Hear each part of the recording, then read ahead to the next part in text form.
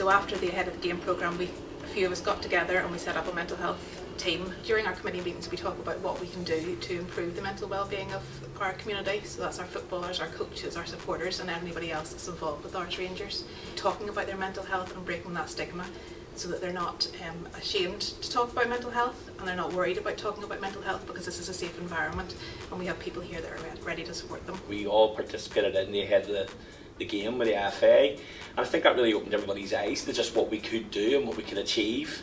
And it really sort of grew from just a quick conversation sitting in the corner to how do we move this forward and how do we actually make it beneficial to the whole club. Sports Championship UK, along with Ahead of the Game, have linked into local football. I've met up with some of the guys just to have a chat with them. Some people going through maybe difficult circumstances, just being there available to listen, to be an ear, but also where appropriate to bring that spiritual aspect and to meet the spiritual needs in people as well along with that. You know, I think it's very important for a club to have a mental health committee. Be a senior player in the club, and definitely it's helped me realise, you know, like I can look out for my teammates. I see them Tuesday, Thursday, Saturdays, and I can notice different traits within. You know, if someone's having a bad day, I'm able to notice. You know, they're maybe not themselves.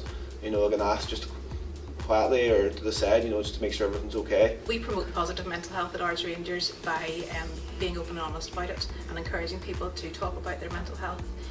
We have signs all around the club which remind people that this is a safe environment. You only have to ask. We have support here. We have people that are willing to talk. It's just having, I suppose, lots of different aspects where I can be available to listen predominantly, and then maybe to pass on if they need other support. Speaking personally, it opened my eyes. I've been involved in youth football for a lot of years and never really given mental health of the kids any thought at all. And you know, you see sort of kids have bad days and kids have go into bad moods and maybe get in a bit of trouble, but you just think that's them being kids. And it's really when you do the Head of the Game, you sort of maybe look a wee bit deeper and see them. They might be having problems in school, they might be having problems at home, maybe problems with bullying. You're not just there to teach them how to play football, you're there to teach them how to be sort of young adults and how to grow, and a lot of that can be just standing and listening to their problems and helping them with things that are maybe outside of football.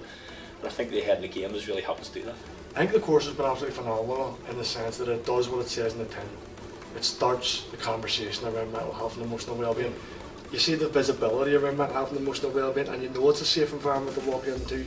You know it's a club that's open to have the conversation. They set up a wellbeing committee, they adopted a mental health policy, they fully implemented the toolkit. They've actually took the toolkit and made it about Ards Rangers to communicate to their followers and their fans on Facebook and social media. They really have embraced it. Reach out to the IFA, the TAMHI, there's loads of resources out there, and just to see where they can get started. The club is just going from strength to strength, and I think that that's a lot to do with the Head of the Game campaign.